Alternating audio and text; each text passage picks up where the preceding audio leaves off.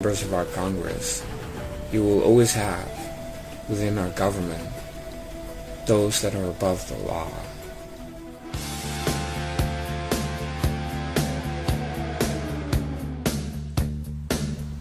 Hey, it's me.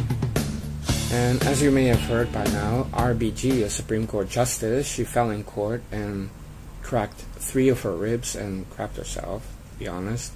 She's in the hospital. As you know, she is almost 90 years old, and she's been having enormous health problems these last couple of days, and it seems like it's time to retire, and it's long overdue. As you know, RBG is one of the last remaining BGs. You remember Saturday Night Fever? And her time is up, in the sense that she cannot perform her job at the Supreme Court. She's too sick, she's too unhealthy, she's too old.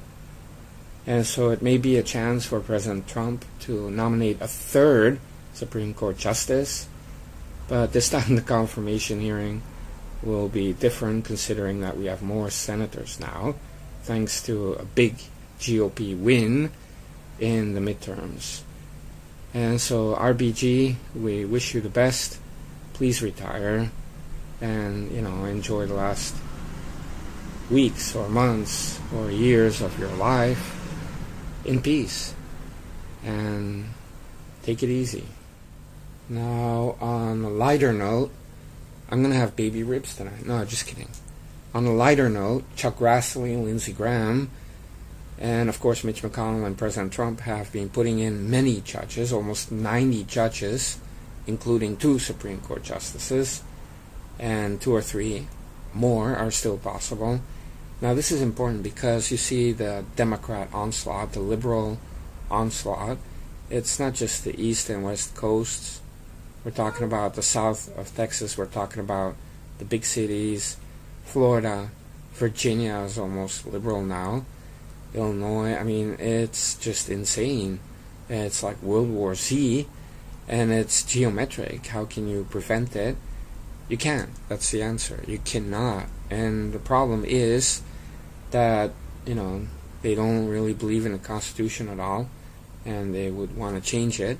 Now with a conservative court system and a Supreme Court that is way more conservative than they are, a lot of their initiatives would be stopped.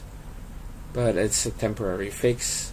It's not a permanent fix, because, these people will never stop until they completely take over. They're like the Borg. They just want to take over, but they have no purpose except to have that power. And you see that. They will do anything, and it's all about regaining power, having power.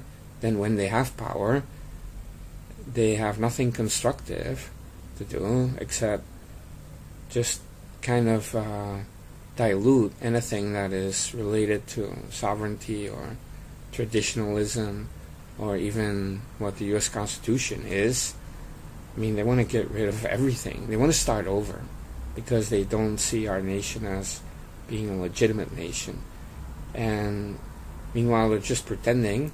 But I will tell you that what these aforementioned senators and President Trump have done is so critical, because the effect really lasts for several decades, not just until the next midterms or the next presidential election. These are profound changes, and it's going to be hard to make changes in the educational system or in culture or anywhere else where liberals really dominate. And it's sad. It really seems like it's inevitable that we're heading to a liberal 1984 type nation in the distant future. Obviously, I will not be alive at that time. It could be 80 years from now or 100 years from now, but it will happen eventually. There's nothing you can do to prevent it. Of course, I'm excluding death camps and extermination and